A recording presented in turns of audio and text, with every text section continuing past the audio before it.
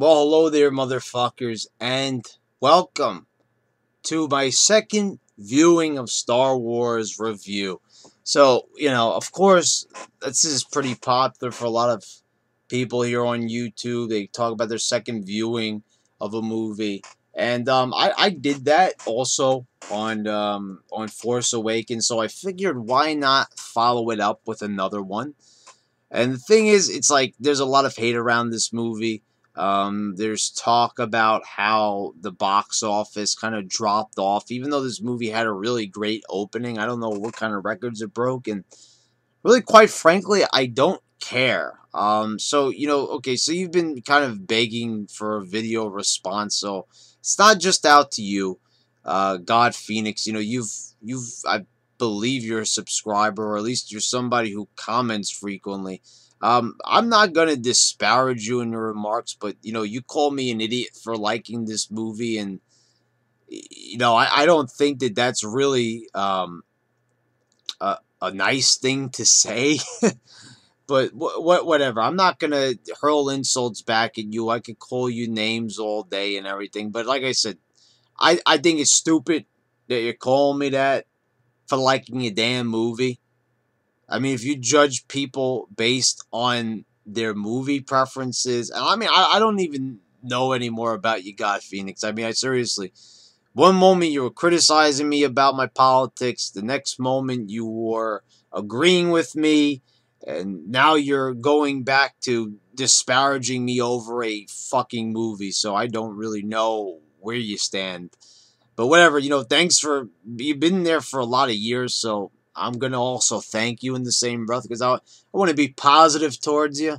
I want to keep you around and everything. But anyway, so let's talk about this. Okay, so am I a moron for liking this movie? Is it so bad that only a moron could enjoy it? And I did a video like that, and he said I've been quiet, so I'm gonna be loud in this video. I'm gonna talk, and I'm gonna talk a lot about Star Wars: The Last Jedi and what I liked about it, what I didn't like about it, and things that other people didn't like about it, but I liked, or maybe I agree with them. So let's talk about it. So, what did I think about my second viewing? I enjoyed the movie just as much as the first time. I don't know if it was more or less.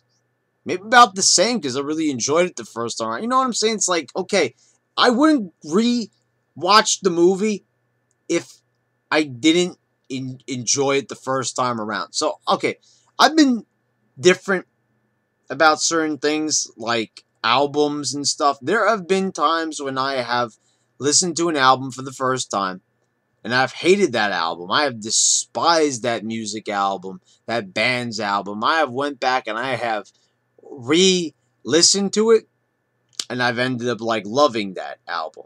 There's a lot of different albums like that, but with movies it's a little bit different. Movies are longer. You could really get a feel for characters. Music is a little bit different by ear. I don't really know if people agree with that, but I believe that music and movies are two different things, even though they go together and music is featured in movies. But listening to an album from a band is different. It's a different conveyance of entertainment. So I think there's difference. So there's been a lot of times where I have listened to a music album, I have disliked that album, and I've went back later on and listened to it and ended up liking it. So that's happened on a number of occasions. But with movies, it's usually a one-off thing. I don't go back and watch a movie if I disliked it the first time because I hated it. It's probably that I didn't like the characters, I didn't care for it, or I was bored with it. Whatever the reason may be, I don't really go back and watch movies that I hated. I won't go back and watch Independence Day Resurgence because it sucked and it was horrible and I was not entertained by it. So I'm not going back to watch it for a second time. But for people that find themselves like, oh, I didn't like Star Wars the first time, I'm going to go back and watch it again because maybe I missed something. Okay, so I'm noticing something about those people. Those are obviously Star Wars fans because people who weren't Star Wars fans obviously wouldn't give a fuck. I mean, if they didn't like the movie the first time around, why would they even go back and listen to it a second time? It's like with a music album. There might be certain like albums by bands I'm not crazy about that I have listened to, and perhaps like if I went back and listened to them, like sometimes with the major bands, I might like end up liking them too. But I'm not gonna bother because like I'm not that big of a fan. So if it kind of sucks the first time, I'm not going back for another listen. So, and with movies, like I said, I have like a much higher standard. It's like if you're not catching my interest the first time, there's way too many more movies out there to for me to waste my time watching that shit again. There's only a handful of movies that get that illustrious honor of being rewatched multiple times by me. And so far, really, it's been Star Wars. It was Jurassic World when it came out. Those are the movies that I saw multiple times because those are some of my favorite franchises. The Jurassic Park series and Star Wars. I mean, those stand among movies that I could watch multiple times, and I really enjoyed them. And I really enjoyed Batman vs Superman. I went to go see that movie twice as well. And it's usually because I want to show somebody a movie, like a friend or family member. So I will usually like go with them to go watch this movie. And so this time it was with my father, so he didn't see the movie the first time around. So when I went, so we went together for this movie. So it's like I was gonna go see it the second time as well. But it makes it that much better when you can like show different people and let them experience the movie for themselves. So I went to go see this movie again, and it's because I enjoyed it. Like I said, I wouldn't waste my time with it again. So people that are going back to see this movie, that means that you did subconsciously, even if your mind, like your conscious mind, says to you that you got manipulated by the internet. You got manipulated by the people on the Star Wars board. You got manipulated by YouTube. And your favorite reviewers on here. And you see, the thing is, a lot of my favorite reviewers, like I watch the Nostalgia Critic. I disagree with the man all the time. I think sometimes he's made some outlandish statements about movies, or he's been too critical and doesn't realize, like what he's talking about, the logic of certain movies, that it is a movie, and that sometimes the movie is so entertaining and iconic that it doesn't really deserve it. But I appreciate him even going out there and being ballsy enough to say things about that, like about popular movies. It's fun, it's entertaining, and he earns by view. By providing that entertainment and providing that outlandish style that no one else really has the balls to do on YouTube, or didn't have the balls up until he came along. So but if you're gonna go see a movie to try to convince yourself that it's good, that means that you're a dedicated Star Wars fan. And that means that you did find redeemable qualities in The Last Jedi. If you're finding yourself going like Angry Joe, if you're going to be like Angry Joe, for example, who all pissed off about like Star Wars and, getting all angry about it, the Last Jedi, and saying that, different, so many things about it sucks, and I didn't like this and I didn't like that. And granted, I haven't sat down. I can't really fairly, dissect because I haven't listened to Angry Joe's full review. But reviews like that kind of anger me a little bit because it's like you're going to make that whole big review and then you went to go see the movie 3 times and you said that you didn't really like it that much. Oh, God. I mean, it's like, come on. If you're going to say that this movie is bad, and you're going to try to convey that this movie is bad, obviously, you're not going to go back to it 2 or 3 times. Like, when you did the Ghostbusters review, you said that that movie sucked, and obviously, you'd be like me. I won't watch that movie, but if I did, I probably guarantee you I wouldn't be going back a second time, or, God forbid, a third time. So the fact that you're going back, that means that you really did like that movie. Because second time, third time, if you can't tell with something, whether it is a music album or whatever it may be, if you can't tell if you like something by the second viewing, then I'm sorry, you lost all my respect. I mean, that right there, that shows no common sense. That shows no intelligence. It really does. That's when we'll factor in intelligence. If you can't come in a video and just say whether you liked or disliked the movie or it's just okay without having to see it multiple times, You know what I'm saying? Then you're just a freaking idiot. Then I mean, come on. You know where you stand on something, a form of entertainment. Either you were entertained or you weren't. If you were sort of entertained, you had problems with it. Okay, like I said, it's not black and white. It shouldn't always be black and white. Oh, I love it. Oh, I hate it. You can say it's okay. That's fine. Me. You can do that. It's fine. It's like Hello Greedo said, it's okay to just, it's okay to love it. It's okay to hate it. It's okay to go, meh. It's okay to go, it's like, oh, it's all right. I mean, it's okay. I'm not that crazy about it, though. It's fine. Whatever reaction you have to the movie is fine. But when you have to make a whole spectacle out of it and say, to prove to people that I'm going to really analyze this movie so deep, it's like, okay, you really don't have to dig that deep to really find out if you like a movie. Really, it's either the you know what I'm saying, especially when it's 2.5 hours.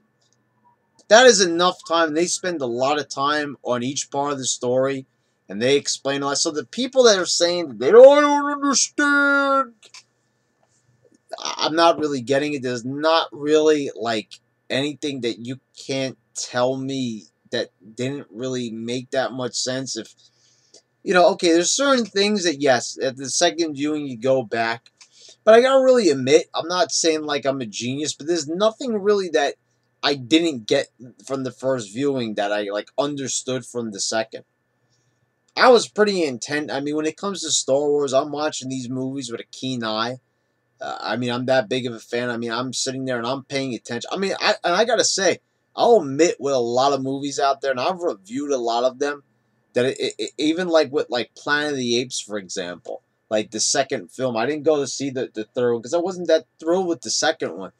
I'll go there and it's like, my attention's not really fully on it because it's like I'm not really if I'm not really into the movie and I'm not a big fan, unless that movie really wows me in a lot of ways, I'm just kind of like, I see what's going on. You ever do that, like with a movie? Like you're not on your phone, you're watching the screen, but you're like, huh? You're just like, you kind of just phase out because the movie's just not grabbing you. You know what I mean? It's almost like the movie has hands and it's just like missing you every time. It's not grabbing you. You're not getting pulled into the story. You're not getting pulled into the characters, and that's happened a lot of times. And that's not just having a poor attention span. That's just the movie doing a really bad job of capturing my attention. It really is because I see when it happens. Because it's like something like Star Wars. It draws me in. Whatever it is, it's the beautiful musical score. It's the character. It's the style. It's just Star Wars like being in your face and like, okay, you want to. I'm telling you, there's no way. Even if you say that you dislike this movie, you can't say that because I see it. Even the people who hated this movie, they know, like, there's, oh, I didn't get this and I didn't like this, but they know enough to talk about it because they were paying attention because this movie captured their interest. And that's also what I want to ask about from a lot of these fans. This movie, without a doubt, you will be remembering for years. It's the same thing like Force Awakens. There's going to be a lot of imagery burned into your brain. Like, okay, so for example, when people are complaining about the Princess Leia floating through space thing, where, okay, she hasn't really ever shown that, she's wielded the Force before, but obviously her brother is Luke Skywalker, her father is Anakin Skywalker, so apparently she should, be able to harness the Force. Okay, so her kind of being drawn in and kind of saving herself from suffocating in space. It kind of makes perfect sense that she would draw upon this power and in her dire need for help when no one could really help her in time during the First Order attack. Okay, so it made a lot of sense to have Leia pull out her first ever Force move or first ever on-screen Force move at this particular moment. People that complained about that, they didn't like it. I think they thought the motion was cheesy. But here's the thing, and what I'll say, it's like Jingle All the Way. And I'll use this theory.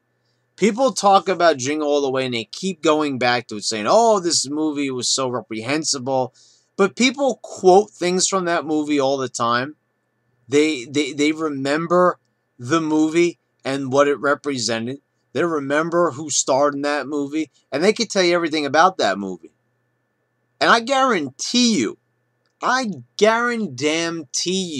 you could tell me more about Jingle All the Way than the movie that won Academy Award Best Picture for the from the past 10 years. Or you can remember what won those awards because you probably forgot about all those movies already. Because let's face it, all these movies that we go gaga over year after year, oh, what a great picture, we forget about them. I'll be honest, like, I can't even really remember a lot of the movies from the past couple of years. But, like, what movie, like, I do remember The Revenant with Leonardo DiCaprio. And why was that? Because a fucking bear attacks him within the first 20 minutes of the movie. And it just has, a beautiful look to it. And it was memorable. So I don't like remember everything from the movie, but there's things about it like that are like engraved in my brain about it. So it's like that. That's when you have an effective movie. So you might be complaining about Leia floating through space, and you may be complaining about, oh, Luke Skywalker died like a bitch, even though Obi-Wan kind of died in the same way. And kind of Yoda kind of hints at it as all these masters kind of pass on. And kind of let their trainee, their Padawan, kind of take over, whether it's official or not official, like in the case with Luke and Rey. But I'm gonna say is like you remember all these scenes. You're talking about it so much. You're talking about it at such length. You're gonna remember it for a lifetime. You're gonna remember this movie. So is that really a bad movie when a movie's that memorable? Maybe you disagreed with a lot of things, but I have a feeling that like you're gonna look back on this and you're gonna compare this movie just because you thought it was a little bit different. I think you're gonna go back and you're gonna compare this movie to a lot of other movies, and you're gonna realize that it's not bad. It was actually good and it's memorable. You're remembering all these scenes that you quote unquote disliked or found that you had a problem with. Oh, Leia's floating through space. This is bad. This is bad for Star Wars. When actually you're remembering it, you're harping on it. That means that there's some part of you that you're attached to that scene. You're attached to that Luke Skywalker death. Just like Force Awakens, everybody had the problem with Han and everything. But you remember it. And that is because that was J.J. Abrams' very meaning for the scene of Han dying. He put that out there so you would remember Han dying. You would remember Kylo Ren striking his father down. You might have not liked it because that was your childhood hero. That was a character that you loved and you enjoyed and you didn't want to see him ever leave the silver screen. But when he left it, you sure as hell remembered it. And you're not going to remember probably the past 10 other movies you saw.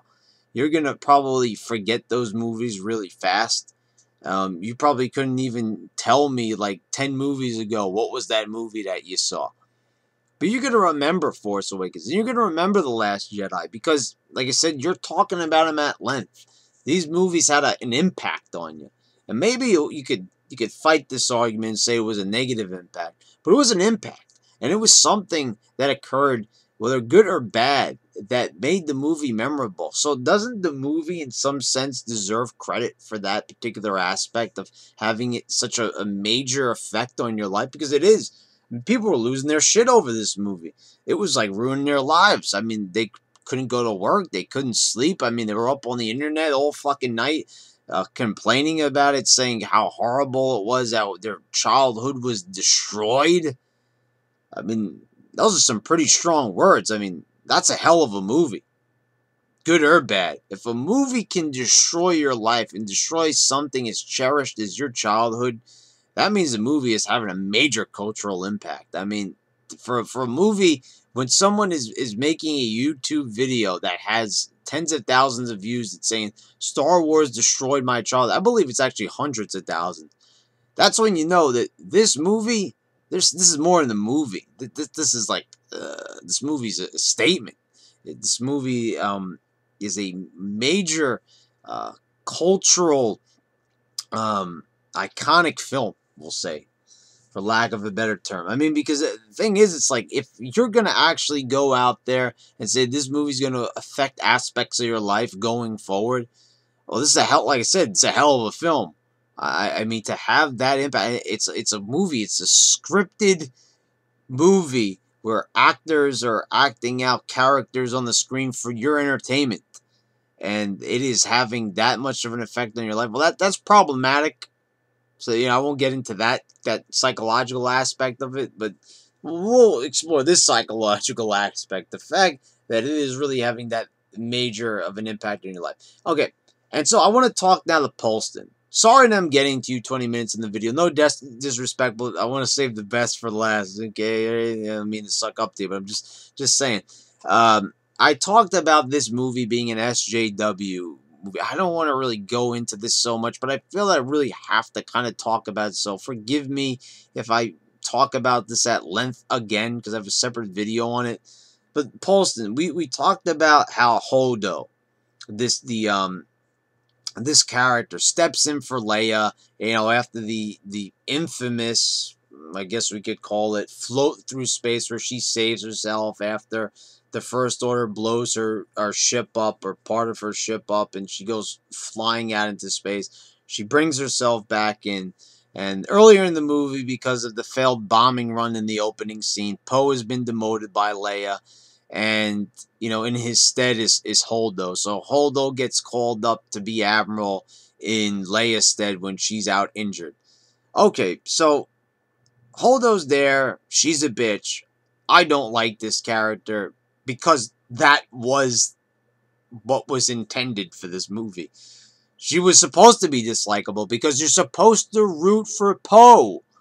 You're supposed to root for Poe because Poe's the guy that you're supposed to like, and this is like the mean bitch that just wants to sneer at him. And I see people, oh, they made a fool out of Poe. Not really.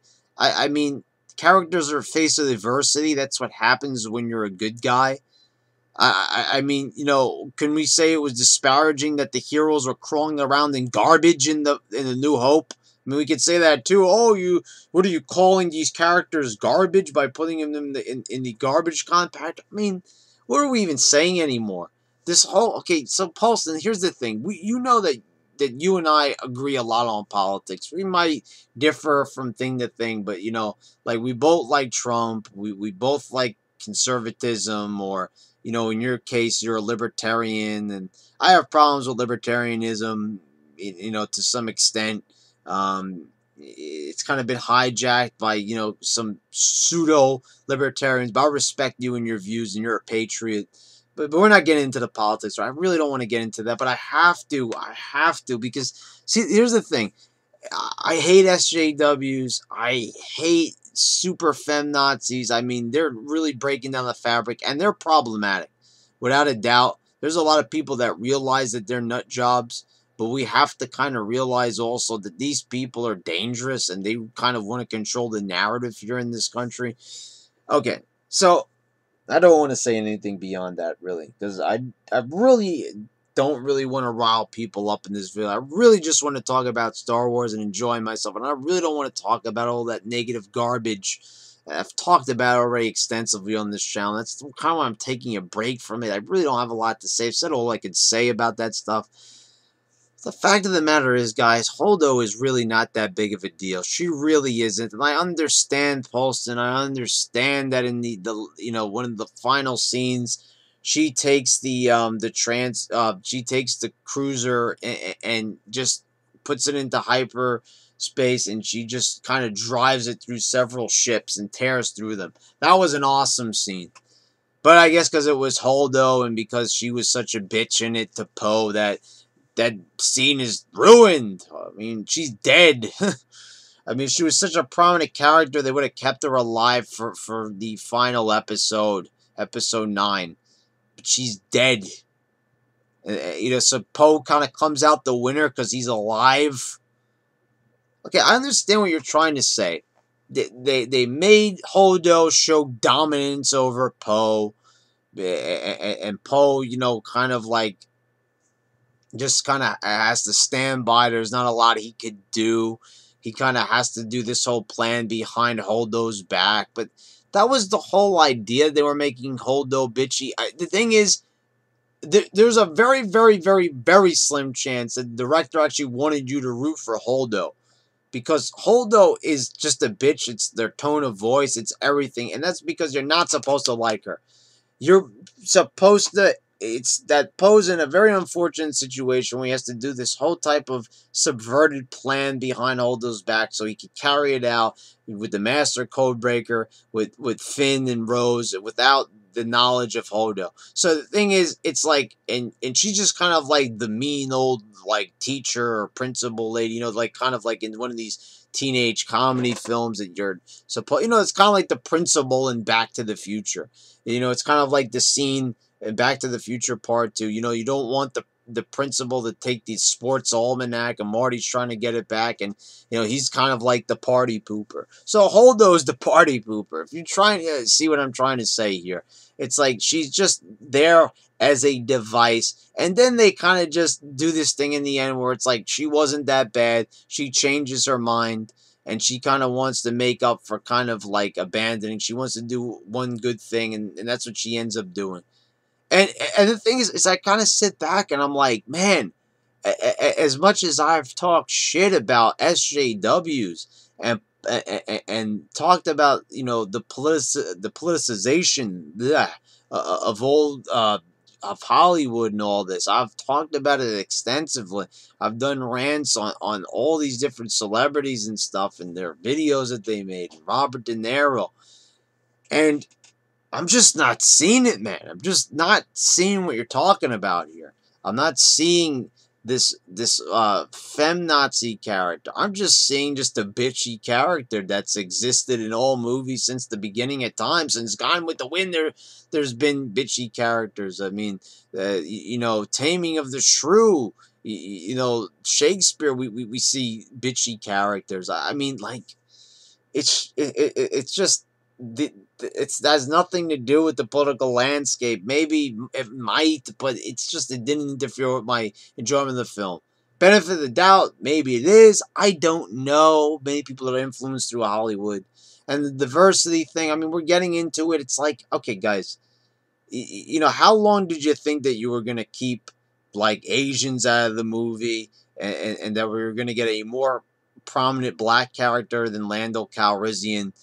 It's kind of hard when those numbers of races are growing in this country and you're pressured. And I'm not saying it's a good thing to just pressure people into putting certain actors into movies, but these are competent actors. I didn't have a problem with Rose. I didn't have a problem with Finn. I like that actor. Rose was, an okay character. She wasn't like fantastic, but she was good, likable, decent. People making like she's the next Jar Jar Binks, for God's sakes. I mean, it's a lot of unwarranted hate.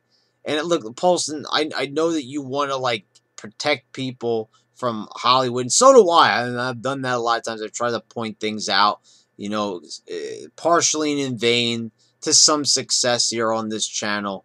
A lot of it has been in vain. People just don't care, or they're just like, this is just a conservative talking out of his ass. Whatever it is, it's just I don't see it here in this movie. I really don't. And I get it. I know about the actress's history for Holdo. I understand that. I understand that she was in Recount. I understand that her politics are liberal. She is a registered Democrat. And I understand that for her acceptance speech of said movie, Recount, she thanked the Obama administration and wished them luck, on the future administration. So it's like right there. I mean, she's biased. She probably might be a feminist. She's whatever. She's ultra liberal.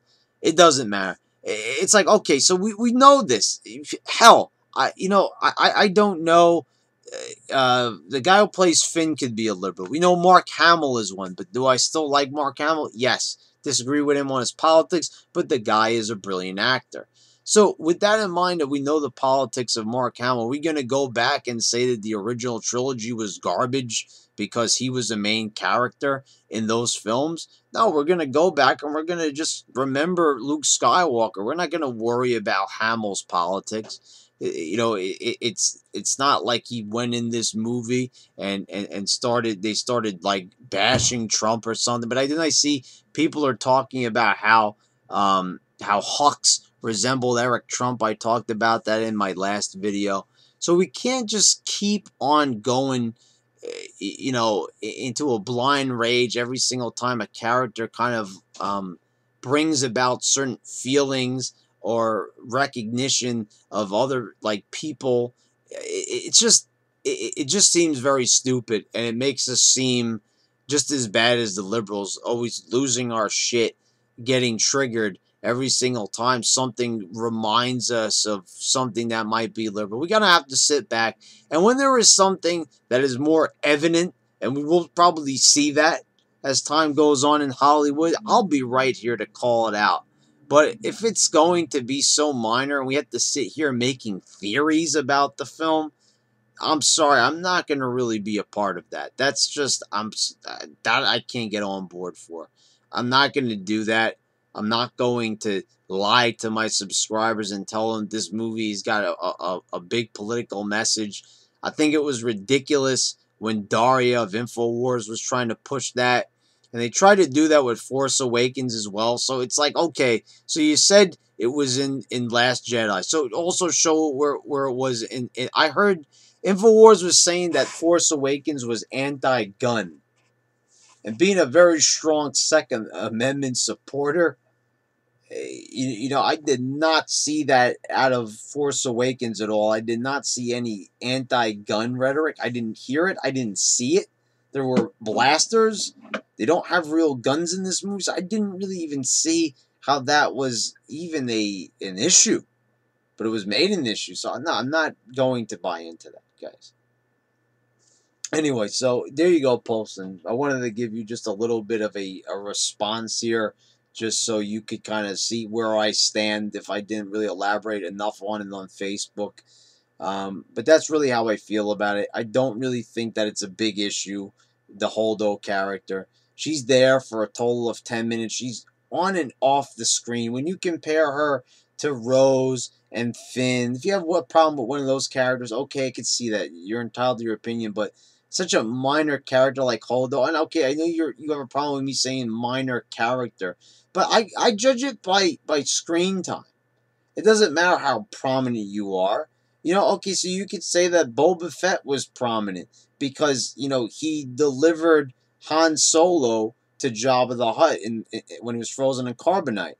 But he was still a minor character because he was barely on screen and barely had any lines.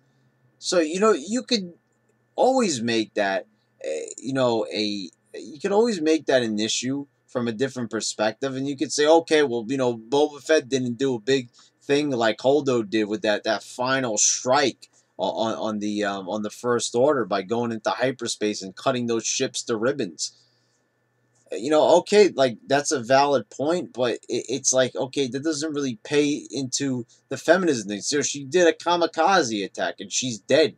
Never have to see her again. She's not going to be in episode 9, but I'm sure we're going to find a character. I'm not talking to you, Paulson, with this part. Okay, so like I feel like with everybody who might be piling on about this, they're gonna find something about episode 9. There's gonna be another character that we're gonna accuse of being SJW. It's gonna go in a freaking. I understand it's Disney. I've said that in my other past reviews. I get it. They're a big monopoly. I've said this time and time. I don't like the fact that they're in charge of Marvel and all this nonsense. But we just can't blindly criticize them for every single thing they do. Then we should just then not watch Disney then, if we're just going to do that, because that's not fair to keep on just attacking them. We're giving them our money just so we could go to their films and complain about them. It's not SJW propaganda. Disney's not going to do that. They're not going to blow their whole entire, company by making it into some type of SJW parade. They might do it here and there, but they're not going to do it with every single film. Like I said, I don't have a problem with diversity in films. You know what I'm saying? It's like, okay, so Finn was like one of the first main black characters in the franchise, and it worked out well. People were complaining about how the main character is a woman. Is that really a problem? You know what I'm saying? Daisy Ridley is great, and we already saw, how not liberal she is when she accepted the award at the MTV Music Awards, and I didn't even see that, but I reposted on Facebook twice for people to see it. So I really doubt that Daisy Ridley would be a part of an SJW movie if that is really her stance on things. So there you go, guys. I mean, that's really like the basis of it. This is a good movie. We'll talk. Luke Skywalker's death was memorable. They went about it the same way it was in A New Hope, basically with a different twist on it as he projected himself. Kylo Ren, really made himself into a badass. The whole thing where he assassinated Snoke, that was an awesome scene where Rey faces off. And like I said, one of the big time show stealers is not only Mark Hamill's performance, but once again, I mean, even like it was a surprise in the first one, but I'm saying like to see, Kylo Ren reaching out to Rey through the Force, and they're hundreds of miles apart, yet they're communicating. There's just so much to like about this movie. It's like it really there's so many things. It's like I just can't believe that people have so much negative feelings. I mean, as much stuff, and people said there's too much stuff in this movie. I mean, like too much stuff. I mean, the thing is, you've got people that will say there's too little things going on. Like that was the complaint in Force Awakens, right? So let's go through the common complaints before I end the video here. You've got people saying that Force Awakens was too much like A New Hope, right? So that's what we complained about. We said that the basis of the plot was pretty similar. We start off on a desert planet. Jakku is a lot like Tatooine. Okay, so we form a team. We see Finn teaming up with Rey. They meet up with Han Solo, and then they kind of end up on a Death Star like space station, or it's a planet this time. And people started drawing comparisons as they were climbing up on structures inside the space station planet. It was like drawing too many comparisons. People complained it's too much alike. Then they complained about Kylo Ren not not seeming tough enough, even though he was in his early stages and he was still a pupil, he was still a Sith apprentice. People complained about that, and